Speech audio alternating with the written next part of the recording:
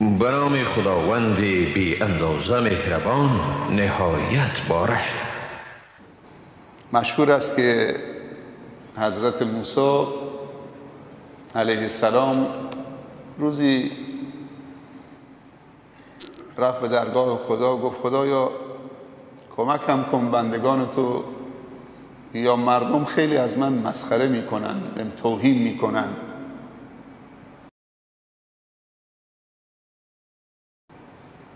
گفت موسی برو کار خودت انجام بده، من که خدام به من توهین میکنن، حالا تو آمدی میگی که از من مسخره میکنن. برو صبر کن، کار خودت انجام بده.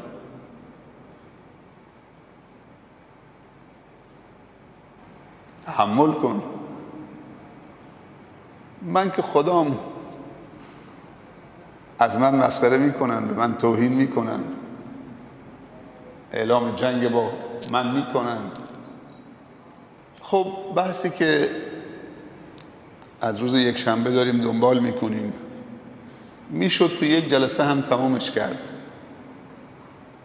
ولی این بحثایی است که هر کدومش دنیای آیات و احادیث و حرفای خوب از بزرگان و روایت ها پیرامونش هست. حیفه که انسان مسائل و همینطوری سریع رد بشیم. ماه مبارک رمضانه، همتون هم روزه هستید.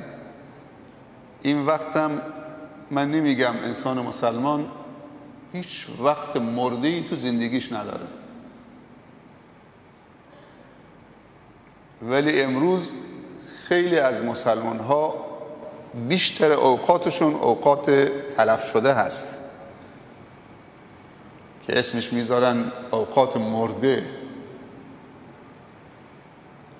من نمیگم اوقات زنده تونو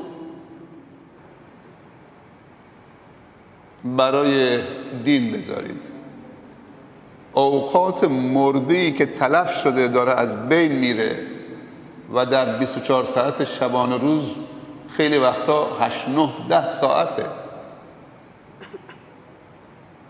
ما اگر از این اوقات تلف شده هم یه مدیریت بکنیم، مدیریت زمان، همینطوری که مغازت مدیریت میکنی که ورشکست نشید، تلاش میکنید جنسای خوبی بیارید که فروش بره، استوک نشه، تو انبار نمونه، ضرر نکنید، دفتر حساب و کتاب خرج و دخلت و سودت حساب میکنید. اگر ما بیایم زمان تلف شده منو مدیریت بکنیم، اگر روز 2 ساعت هم باشه، همین میتونه تحول شگرفی در زندگی ما و شما ایجاد بکنه، در زندگی معنوی و ایمانی ما و شما. ولی انسان مسلمان بنده خدا ازش مطلوبه که بهترین وقتشو برای آموختن و آموزش و بندگی خدا قرار بده، برای دین خدا قرار بده.